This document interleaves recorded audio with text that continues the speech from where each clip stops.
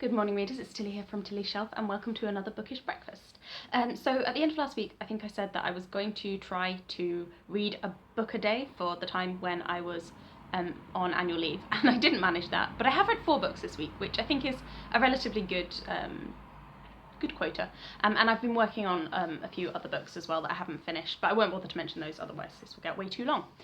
So I will just work through the books that I've finished. The first book that I finished was The Testament of Youth by Vera Brittain.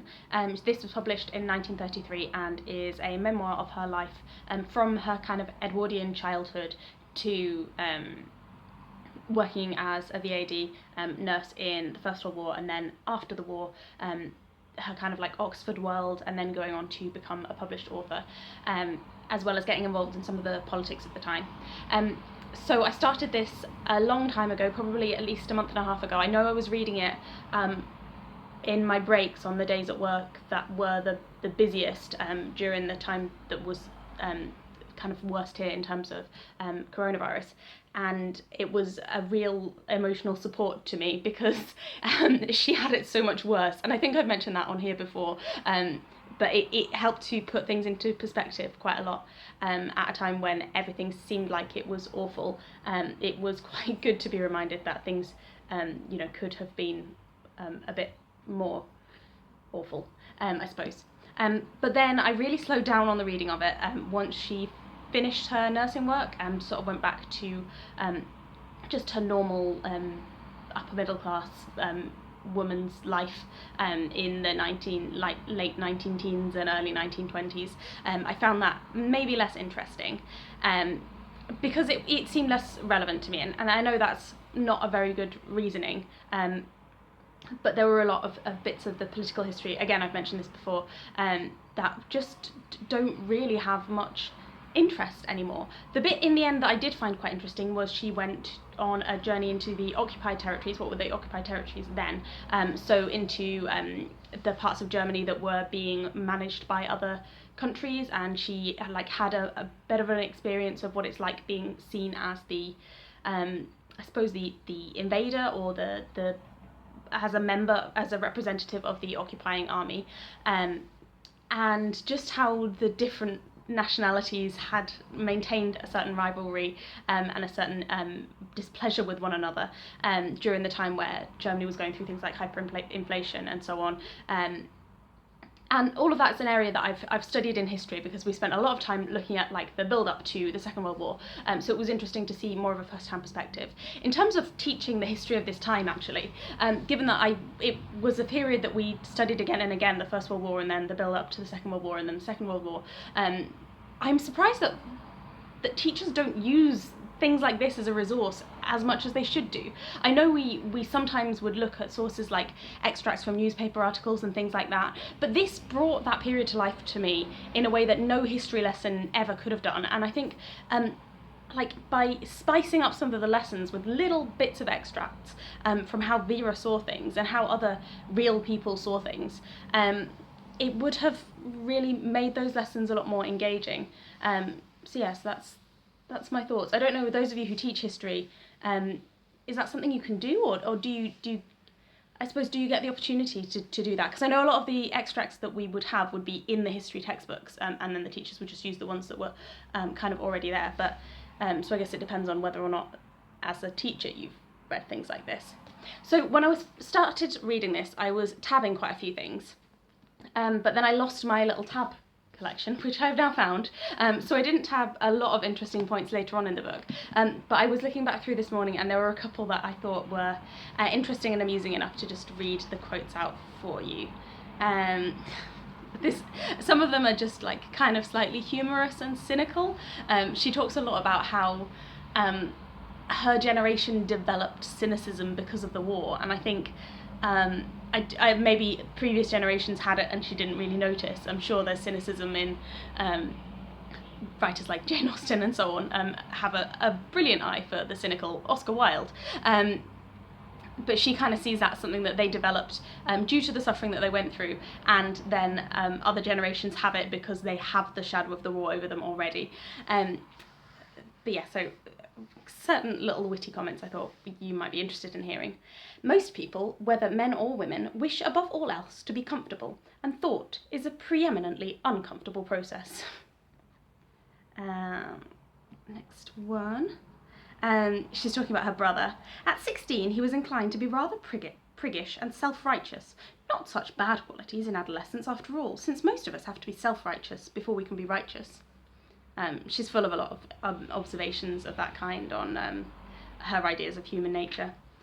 So this one was a good one because it reminded me of things like A Room of One's Own by Virginia Woolf, and the idea of women at the time not having the time and the space to themselves. And she is studying to go into Oxford. She's trying to teach herself to prepare for the Oxford entrance exams as the first woman in her in her family to go to university, and the first woman to even want to consider going to university. So she's in a small provincial town trying to prepare. Girls who now, as a matter of course, prepare themselves for college in the comparatively peaceful seclusion of school, have no idea how strenuously each uninterrupted hour had to be fought for in the restless, critical, busy atmosphere of a pre-war provincial town. There's quite a lot in this section of how things like going for balls and going for morning visits and so on all had to take priority over her learning, even though her learning was the most important thing to her. Which is something that she is able to witness a change in over the course of this book and over the course of her life. So, the difference that she must have seen and that generation must have seen in ideas about education for women and rights for women. Some of the stuff that she goes into later on when she's more on the politics side is certain bills that were passed or that she was arguing for passing that related quite strongly to the development of women's rights. So the next three are more about nursing, because she's become a BAD by now. This one made me laugh. Nancy thinks she would like to take up Red Cross work, but does not want to go where she would have to dust wards or clean up, as she does not think that she would like that. And I think that's something that we see a lot. Like, everybody wants to volunteer, everybody wants to help out, but they don't want to do something too menial. Like, people want to help out, but only if they're doing something important enough. And I think that was probably something that I had as well initially. It was like, I remember being a student and having to, and being set to do some damp dusting and thinking like, why am I studying for a degree to learn how to, if I'm just going to be cleaning equipment? But that's just a vital part of the role, and it happens every day. And yeah, just the idea that, she's above doing that. Nancy's above doing the damp dusting. She needs to do something important. It's just quite funny. And then this one is about how work, in a way, helps her through the difficult times. So, what do I think about when I'm doing my work at the hospital? I asked myself rather naively, what do I think about when I'm doing my work at the hospital? And came to the conclusion that the answer was nothing, whatever, except the thing that I'm going to do next. And that's very true, because there's not time and space to think about anything else. So she finds that her work is a real blessing to her at a difficult time, and I think the same has been true in the last couple of months here. I think it's harder for people who maybe have to sit at home and see the news more, but if you just need to do stuff, then you just do it, and that keeps you going. And the other one is, again, something that reflects on, I guess, the experience of coming in as a novice and seeing people with experience, and sometimes people with experience can look like they are quite heartless, but it's not necessarily heartlessness, it's just being more in control of emotions. So she's just, she's in a ward with a lot of soldiers with a lot of quite brutal injuries. And she says, the sight of the Bart sisters, calm, balanced, efficient, moving up and down the wards, self-protected by that bright immunity from pity which the highly trained nurse seems so often to possess, filled me with a deep fear of merging my own individuality in the impersonal routine of the organisation. Yeah, so it was just interesting to me how she perceived that, because that's probably how I saw it too at first, but I think it's more understandable now. Anyway, so that was A Testament of Youth, and I'm very glad that I read that, and I'm very grateful to Roz for the recommendation. Yeah, I think it's likely to be up there in my favourite non-fiction books. I don't know whether it would be right in my top 10, but probably would be, actually. Yeah, it was good. The next book that I read was a play. It was A Streetcar Named Desire by Tennessee Williams, and I read this because I watched this in the National Theatre at home, so it was last Thursday's play. This Thursday I think it's one called This House, which is about politics, and I'm not sure that I'm going to really be that keen to watch that, but I really enjoyed A Streetcar Named Desire. So I think it was Gillian Anderson played Blanche Dubois, who's like the main character, and it was just altogether a brilliant performance, very dramatic, very high energy. Like I was talking to Roz about this, and it's impressive the amount of energy that they are putting in, and knowing that they're doing that night after night after night, like it must be exhausting. Yeah, so A Streetcar Named Desire is, well, just on the back of this collection of Tennessee Williams plays, it describes it as, in New Orleans, a woman's fantasies of primness and respectability are violently stripped away and exposed. And obviously I don't want to do any spoilers, but it is a play about a woman who, she describes herself as wanting to have magic and wanting to show things the way, not the way that they are, but the way that they should be. And yeah, like wanting to seem prim, respectable, decent, but from the start the audience can tell that she's not really what she seems to be. I found it fascinating. It's definitely a play that lends itself to being studied. I think that some of the other classes in my school studied this for GCSE. I didn't. I can't remember what play I did study, but it wasn't A Streetcar Named Desire. There's like themes and symbols that you could definitely pick apart, like the use of light would be one thing, water and bathing would be another, and ideas like tied up to kind of purity, I suppose. Yeah, it was fascinating to watch and interesting to read, and thinking on themes of like discussing drama, the stage directions are really, really dense, and you can tell that he has written them because he wants them to be read not just by the people putting on a performance, but people reading the play and imagining it for themselves. So he says things like she's got a glimmer of faint hope in her eyes, and it's really hard to conjure that as an actor on stage, like when you're far enough away from the audience that they couldn't see a glimmer in your eye. So he's trying to, I guess, tell the actors what they should be aiming for, but also to tell a reader of the play like how to picture it, I suppose. So yeah, so I enjoyed reading that. This play collection I bought secondhand when I used to work in Books for Amnesty, volunteer in Books for Amnesty, and I think I read Sweet Bird of Youth before, but I can't really remember it, so I might read that again. I think more Tennessee Williams plays would be worthwhile reading. I think they'd be interesting. And the cover image on this is a scene from A Streetcar Named Desire, from the dramatic part towards the end, and it shows Vivian Lee and Bonaccoliano in the 1949 Aldwych Theatre production of A Streetcar Named Desire. So yeah, it's also interesting for ideas of, I suppose, nationality and belonging, and class as well. So yeah, lots of themes, lots of things that one could discuss in that. Then the next book that I finished was The Vampyre by Polidori. So we've been trying to watch a lot of interesting films while we've both been off, and one of the films that we decided to watch was Mary Shelley, which I think I watched maybe last Monday, so I don't know whether I mentioned it last week, which tells the story of Mary Shelley, obviously, covering from when she first met Percy Shelley and then ran away with him, and then the kind of dramatic scenes when they're in, I think it's Switzerland, and they set this challenge to write a ghost story, and it's a film, so it's all very dramatic, and I really don't like Frankenstein. It's probably my least favourite classic. It's so bad, like really badly written, really badly plotted, not great pacing, just the worst in terms of the like excesses of literature at the time, the kind of really, really gothic story.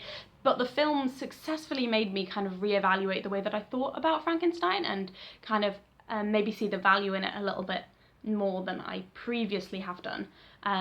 So it really made me almost want to read Frankenstein again, and if I didn't know quite how bad Frankenstein was, I might be thinking about it. But yeah, definitely not. But the other book that was mentioned was The Vampyre by Polidori, because he was one of the other people who was in this chateau when they were making these plans to write this ghost story, and he was the only other one who actually successfully went and wrote a story. So his story, in the film he was portrayed as quite a nondescript, blank character, but The Vampyre was actually available on serial reader, so I thought, why not, I'll give it a go. It's very, very short, it's only 4 issues, so it just seemed to make sense to just try it. I would have to say it is better than Frankenstein, but only because it is shorter. Every turn is completely predictable and just full of the typical melodrama of the age, and so excessive and so nonsensical, and just so bad. Yeah, I don't know what else I can really say about that. And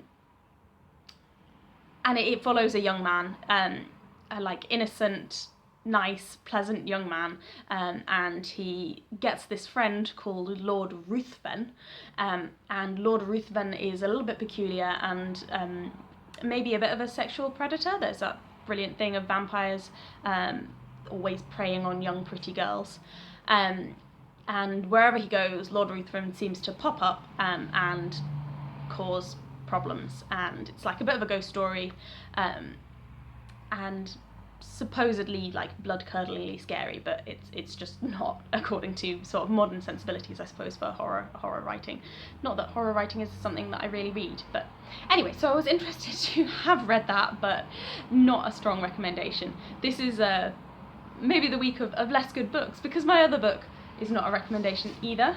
It is The Ballad of Songbirds and Snakes by Suzanne Collins, and this is the prequel to The Hunger Games.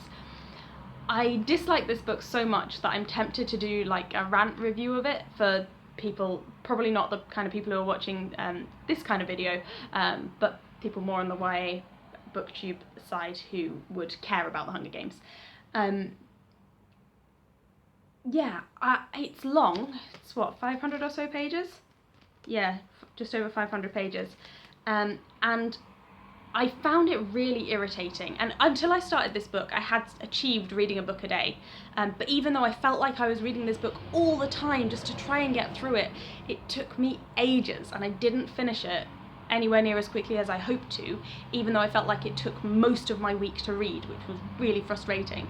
I can see what she was trying to do, but the plotting is bad. There's loads of kind of random events that aren't really explained. The characterization is appalling. She's got there's 24 tributes in every Hunger Games, but this time she also decides to involve all 24 of the mentors as well. So she's got 48 named teenage characters, and then because she's got so many teenage characters, then the adult characters have to be one character fulfills about 8 different roles. It's the head game maker also teaches them war theory and works as a mad scientist and is involved in political systems.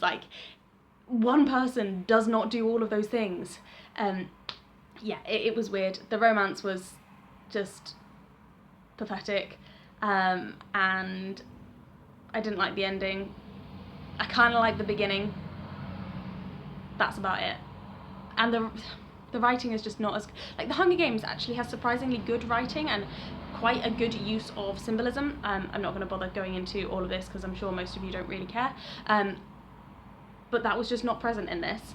I think I noticed it more on the Hunger Games as I reread them, but there is nothing in this book that would make me want to reread it. So yeah, there's nothing really that would make me want to keep it. So if for some reason you've heard me saying this and you want this book, let me know and I will send it to you, because it's just going to be taking up quite a lot of space on my shelves. The other thing that I have to say is that it was not a good book to read in terms of a physical book, because every time I opened and closed it, it kind of creaked and sounded like it was going to fall apart, which was also quite off-putting. So anyway, thank you very much for watching. That's everything that I've read this week, and I will hopefully finish a couple more things before I go back to work on Monday. And yeah, take care, have a nice week, goodbye. Thank you for watching.